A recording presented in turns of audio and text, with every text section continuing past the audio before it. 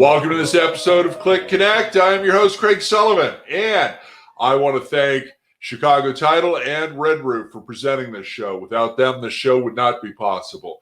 Today, I've got a friend, a colleague, one of our industry's best people, Miss Kate Burda, on the show. Kate, how are you? I'm good. I got to tell you, I'm getting itchy to travel, and so who knows? I'm not used to sitting still, as you well know.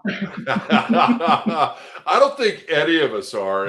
It's. I was talking to our friend Glenn Hausman the other day, and it's like, we both need a road trip. And he goes, "Yeah, I know. I hear you." Very much so. Pick me up along your way. There you go. I told Glenn, just gas up your jet and come pick me up. So I'll have him pick you up on his way out to the West Coast. Gas is cheap, I think. So I think it is right now, except for California. It's still really expensive here. So Kate, do me a favor and tell the audience a little bit about yourself and your firm and what you do, and then we'll start having a conversation. Yeah, we engage with organizations and kind of work alongside them to really look at how do we accelerate revenues and revenue performance. And we do that through three disciplines: sales, marketing, and revenue management. And so many times when people say, particularly in hospitality, people will hear me say, we're about revenue performance. They automatically think revenue management, which revenue management is kind of the third triad or the third child.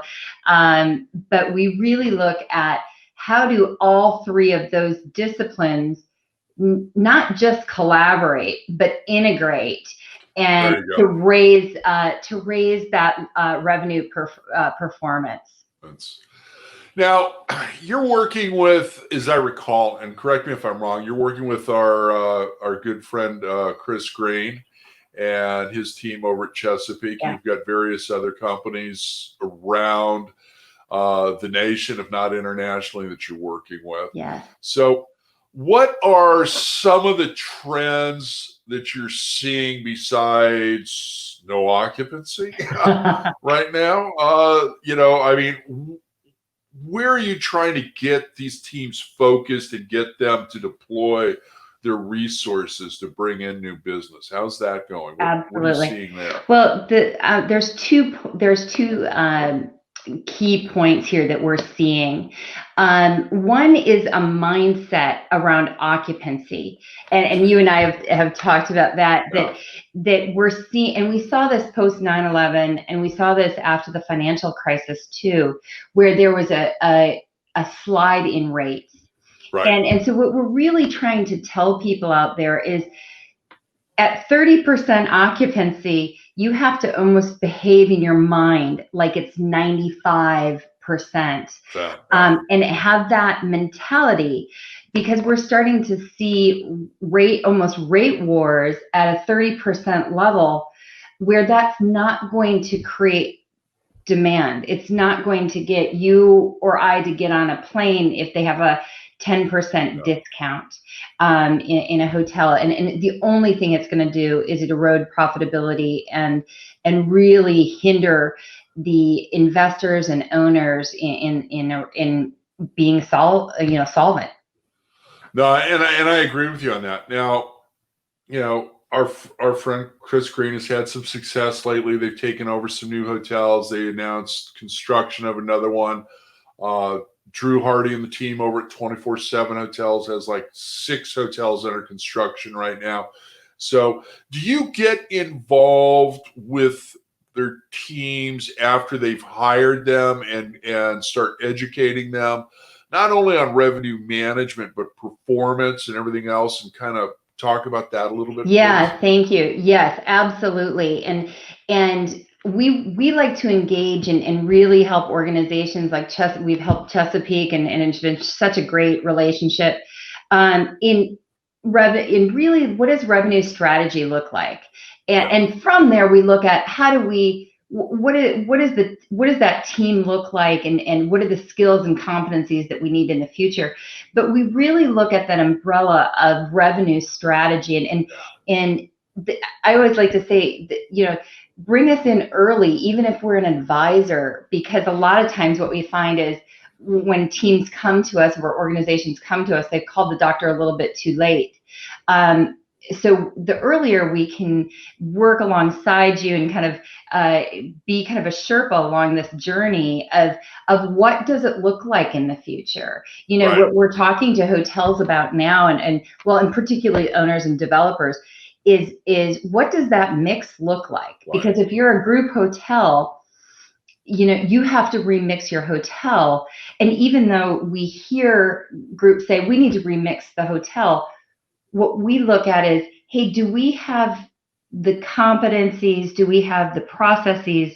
Do we have the people in place that actually can execute against that? Easy to say, sometimes harder to do, particularly if people aren't used to pivoting in a new direction. And so we give that foundation to be able to pivot and become more agile given any type of market shift. And I bet that's been one of the hardest things to get across to everybody, because you've got so many, you know, directors of sales and sales agents that simply haven't seen a bad market. And this was not due to economics. This was a pandemic, you know, and you know, what do you do?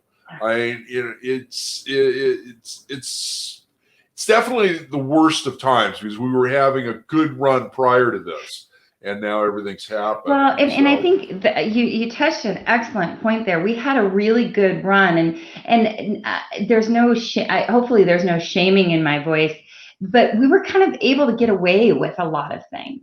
And so today now, sales and marketing really have to create demand, and they have to engage with customers differently than they did before, or they even have to connect with different customers. Gone are the days that, you know, meeting planners and procurement, you have to have a higher order business conversation. And so what we see is that, and no fault of their own, we see two different things.